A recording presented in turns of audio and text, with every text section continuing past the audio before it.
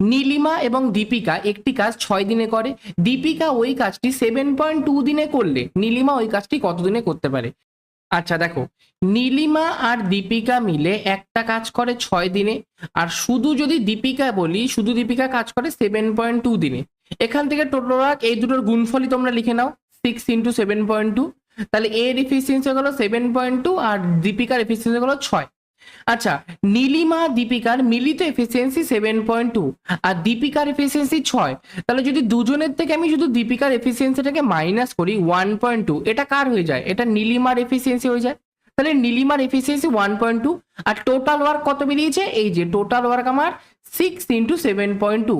তাহলে এই টোটাল ওয়ার্কটা নীলিমা করবে, তাহলে কতদিন সময় লাগবে? টোটাল ওয়ার্ক বাই নীলিমার এফিসিয়েন্সি, দুটোই এক ঘর আগে দশমিক আছে, কেটে দিলাম।